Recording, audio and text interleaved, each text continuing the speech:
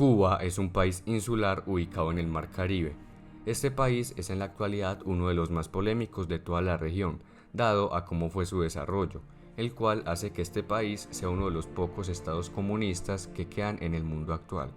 Y además, gracias a esta condición de estado comunista, Cuba jugó un papel importantísimo durante la Guerra Fría. Así que si te interesa saber cómo llegó esta ideología al poder de Cuba y cómo fue la historia de este país desde que se independizó desde el Imperio Español hasta la actualidad, pues quédate. Y si el video es de tu agrado, nos gustaría que nos dieras un like, compartieras el video y te suscribieras. Esto podría ayudarnos a que nuestro contenido llegue a más personas.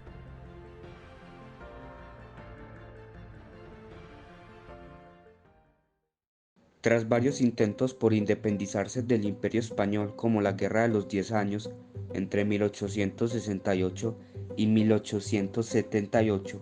o el Grito de Baire en 1895, en 1898 se dio la Guerra Hispano-Estadounidense, por la cual Cuba obtuvo ayuda de Estados Unidos para poder independizarse del Imperio Español, cosa que finalmente consiguieron el 10 de diciembre de 1898, cuando por medio del Tratado de París, el Imperio Español le dio todo el control de Cuba a Estados Unidos. Tras esto, se dio un periodo conocido como la República Neocolonial por unos y Cuba Libre por otros. Este periodo duró hasta 1925 y fue caracterizado por la fuerte relación que tenían Estados Unidos y Cuba, ya que el país norteamericano ocupó la isla de Cuba hasta 1909. Además, durante este periodo, el país se vio sumergido en una crisis política que, combinada a la crisis económica de finales de la década de los 20 y comienzos de los 30,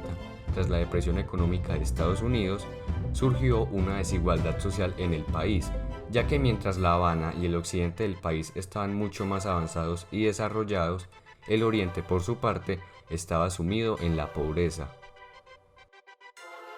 Además, gracias a esta desigualdad, el candidato a la presidencia Gerardo Machado prometió combatir dicha problemática como uno de los puntos más importantes de su campaña. Pero una vez en el poder, instauró un régimen dictatorial que le permitió ser reelegido como presidente en 1928 sin ningún tipo de oposición.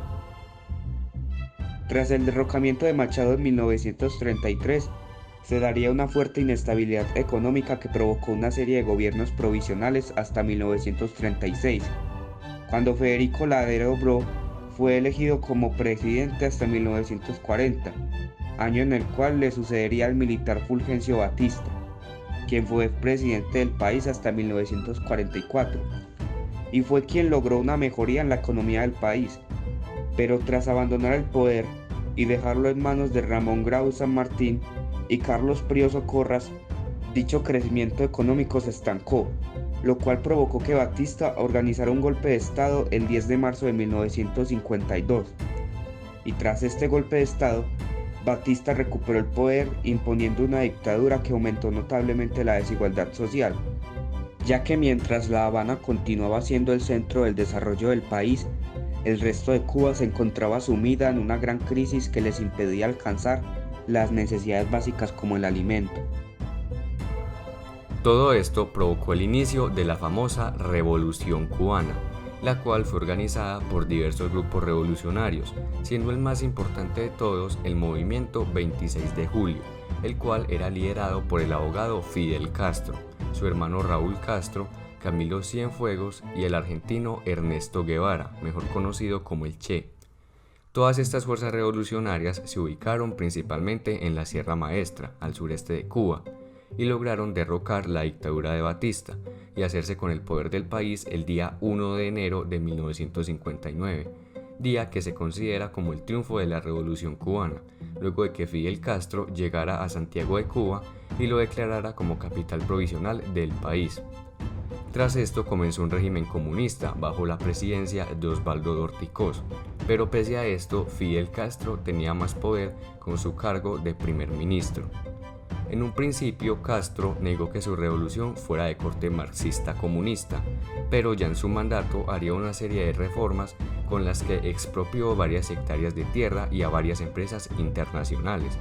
Con esto comenzó a tener muchos acercamientos con la Unión Soviética, pues recordemos que el gigante euroasiático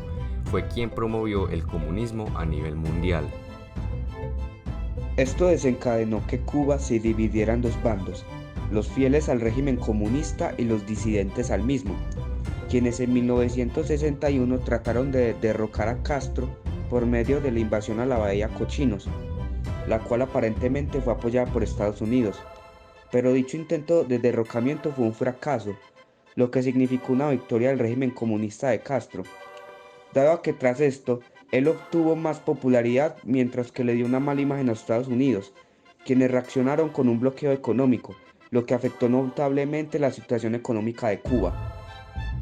Pero como esto sucedió en medio de la Guerra Fría, significó la alianza de Cuba con el acérrimo rival de Estados Unidos, es decir, la Unión Soviética. Dicha relación tan cercana entre Cuba y la URSS representaba una amenaza para Estados Unidos, dado a que la URSS estableció varias bases nucleares en territorio cubano, lo que provocó la famosa crisis de los misiles, la cual resumidamente estuvo a nada de causar una guerra nuclear entre la URSS y Estados Unidos, pero que por fortuna se pudo resolver de manera diplomática entre ambos países, ya que no haberse resuelto de esta manera se hubiera dado inicio a una posible tercera guerra mundial. La condición para que estos países arreglaran la crisis de los misiles era que la Unión Soviética quitara los misiles nucleares que tenían Cuba, a cambio de que Estados Unidos hiciera lo mismo con sus misiles en Europa. Y además otra de las condiciones fue que Estados Unidos se tuvo que comprometer en no volver a intervenir en Cuba, lo cual significó la conversión de un ex aliado a solo 500 kilómetros de su máximo rival. El problema de esta alianza es que la economía de Cuba comenzó a depender casi en su totalidad de la Unión Soviética, la cual le cambiaba azúcar por petróleo. Además, Cuba colaboró con la Unión Soviética durante la Guerra Fría con envíos de tropas a países como por ejemplo Vietnam. El régimen comunista de Castro trajo algunas cosas buenas al país, como la reducción de la desigualdad social e incluso en el ámbito olímpico, Cuba destacó como el país latinoamericano con más medallas, título que aún ostenta en la actualidad con un total de 226 medallas. Pero el régimen también trajo más cosas malas que buenas, como por ejemplo la represión excesiva y el aislamiento con el resto del mundo. Pero todo se vino abajo en 1991, cuando la URSS se disolvió, y así Cuba, al igual que otros países comunistas, entró en una gran crisis económica tras perder a su máximo aliado. Sin embargo, Castro se negaba a dejar el comunismo o el socialismo, como hoy lo hicieron la mayoría de países que tenían este tipo de gobierno, como por ejemplo los países del este de Europa. Por esta razón, Cuba se quedó prácticamente sola, pues Estados Unidos se negaba a quitarles el bloqueo económico, lo que trajo miseria al país. Esta crisis provocó que mucha gente se fuera huyendo del país rumbo a Estados Unidos por medio de balsas, lo que le provocó la muerte a muchos de ellos. Ya para llegar a la actualidad, Cuba desde comienzos del siglo XXI se abrió más al mundo, dejando entrar más al turismo. Fidel Castro dejó su cargo en 2008 en manos de su hermano Raúl y finalmente murió en 2016. Su hermano Raúl reactivó las relaciones diplomáticas con Estados Unidos, dejándole su cargo a Miguel Díaz-Canel en 2019, quien actualmente gobierna el país.